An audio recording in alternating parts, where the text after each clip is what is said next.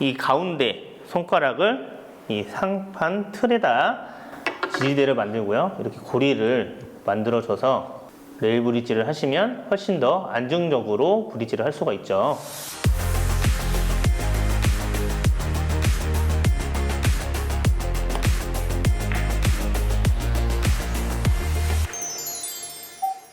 안녕하세요. 당구생각의 전진우입니다. 수구가 쿠션에 붙었을 경우 어떻게 컨트롤을 하는지에 대해서 알아보도록 하겠습니다. 옆돌리기 기본 배치에서 내공이 쿠션에 붙어 있을 경우 되게 난감하죠. 여러분들이 아마 이러한 배치가 쓴다고 하면 되게 어렵게 느껴지실 것 같은데요. 쿠션에 붙게 되면 당점을 정확하게 줄 수 없고 브릿지가 불편하기 때문에 어려울 것 같은데요. 먼저 브릿지는 이렇게 레일 브릿지 하실 때 이 가운데 손가락을 이 상판 틀에다 지지대를 만들고요. 이렇게 고리를 만들어줘서 레일 브릿지를 하시면 훨씬 더 안정적으로 브릿지를 할 수가 있죠. 그래서 2분의 1은 똑같이 겨냥을 하시되 내 공의 거리가 좀 더 멀어지면서 쿠션에 붙었기 때문에 좀 더 템포를 빠르게 해서 경쾌하게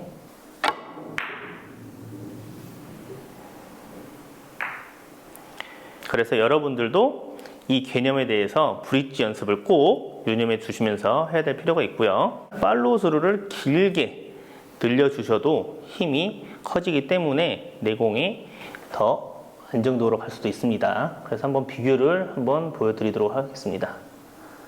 브릿지는 똑같이 단단하게 고정을 해주시고 이번에는 템포를 그렇게 빠르지 않지만 팔로우 스루를 길게 한번 해보도록 하겠습니다. 길게 미시면 이렇게 붙어 있어도 편하게 내공이 힘이 끝까지 살아있는 걸 볼 수 있었습니다. 이번에는 브릿지가 단단하게 고정이 안 되어 있을 경우 내공이 힘이 전달이 끝까지 안 살게 될 텐데요. 그러면 어떻게 진로가 형성이 되는지 살펴보도록 할게요. 브릿지를 여러분들이 이런 레일 브릿지가 너무 가까우면 백스윙을 많이 하지 못하기 때문에 힘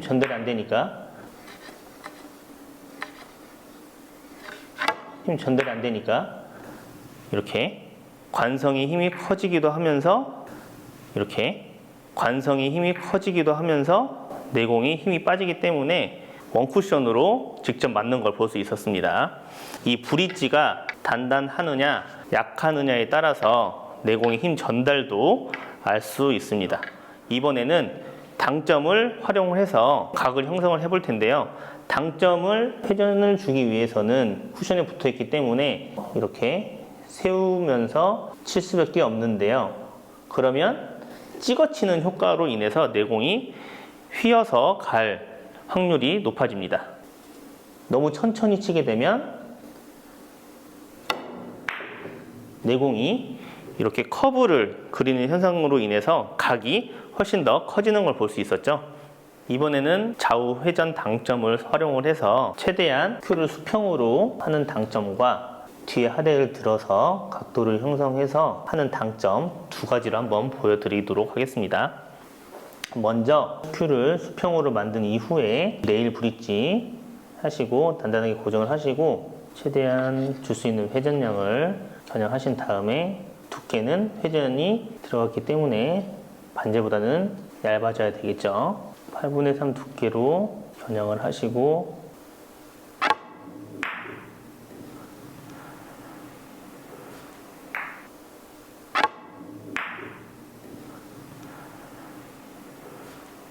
네, 좀 두께가 생각했던 것보다 좀 더 얇게 맞았지만 이 붙어 있을 때 원근감이 좀 더 멀어지고 더 불편하기 때문에 내공이 훨씬 더 커 보이고 목적어가 더 작게 보이는 경향이 있어요.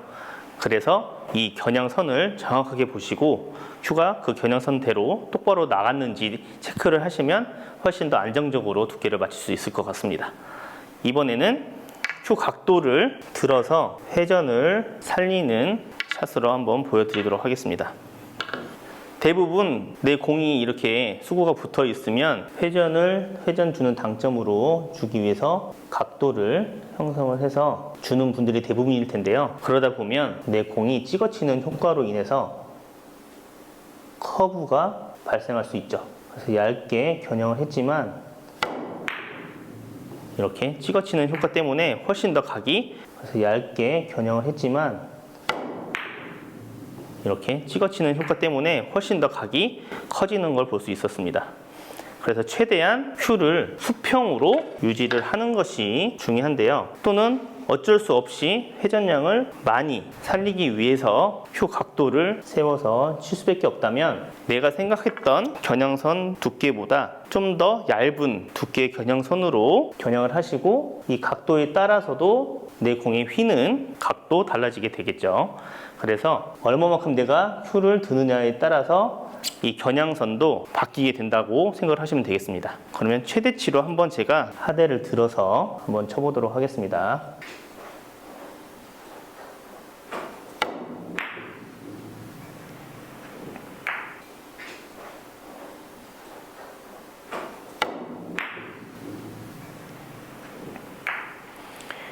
이렇게 내 큐를 얼마만큼 드는 각도에 따라서 이 휘는 감을 잘 찾아야 될 텐데요. 여러분들이 이렇게 큐를 드는 순간 이 차이점을 찾기는 되게 시간이 오래 걸릴 것입니다. 그렇기 때문에 큐를 드는 것보다는 최대한 큐를 수평으로 레일 브릿지를 통해서 스트로크를 안정적으로 할 수 있게끔 컨트롤을 잘할 수 있는 방법이죠. 당점을 좀 더 활용할 수 있게 이목적구 배치를 이동시켜 보았습니다. 수구가 붙어 있기 때문에 어쩔 수 없이 각을 키우기 위해서는 하대를 들어야 하는데, 이 하대를 들게 되면 내공이 이 각도, 드는 각도에 따라서도 조금씩 들어서 각도를 형성하는 게 중요합니다. 회전량을 늘릴 수 있게끔 각도를 세워서 치게 되면 이렇게 각도를 크게 형성을 해서 내공의 진로를 길게 형성을 했습니다. 방금 이 진로를 좀 더 연장선을 생각을 해보시면 수고가 붙었을 때 코너까지 갈 수 있는 각도를 형성하기 위해서 제가 앞에서 설명을 드렸던 이유인데요. 여기서 이렇게 빨간 공 맞았다고 가정했을 때 진로를 생각하시고 다시 한번 샷을 해보도록 하겠습니다.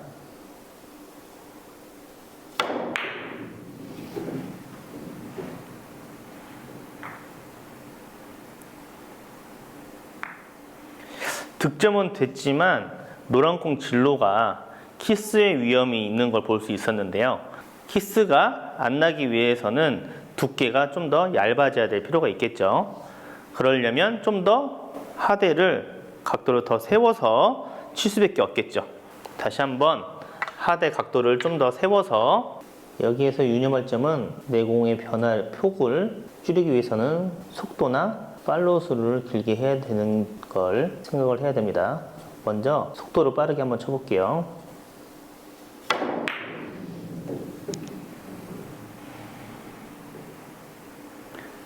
지금은 너무 얇게 맞았는데요.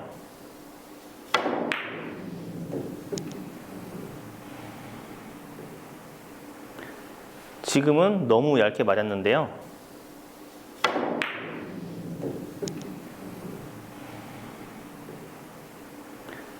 지금은 너무 얇게 맞았는데요. 다시 한번 보여드리겠습니다.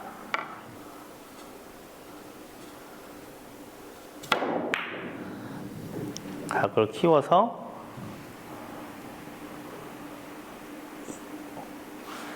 이전,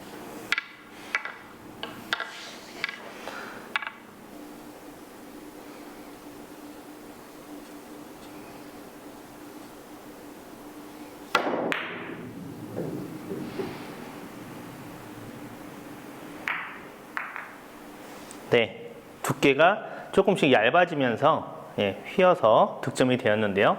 이번에는 속도보다는 팔로우 스루로 인해서 컨트롤하는 걸 보여드리도록 하겠습니다.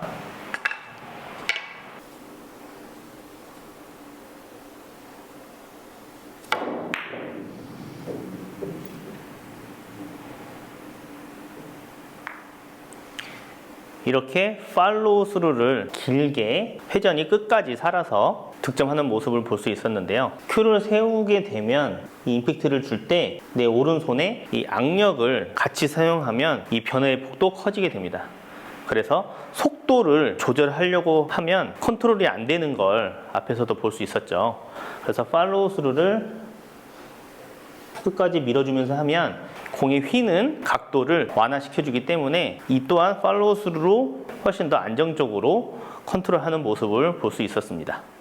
체크할 포인트 두 가지만 기억하시면 좋을 것 같은데요. 첫 번째는 내 공이 쿠션에 붙었을 때 레일 브릿지 말씀을 드렸었죠. 레일 브릿지 단단하게 고정을 할 수 있는 레일 브릿지와 큐의 각도를 세웠을 때 조절할 수 있는 방법이 템포와 팔로우 스루가 훨씬 더 안정적으로 컨트롤할 수 있었습니다. 이렇게 두 가지만 유념을 해주시면 여러분들도 수구가 쿠션에 붙었을 때 두렵지 않게 구사를 할 수 있을 것입니다.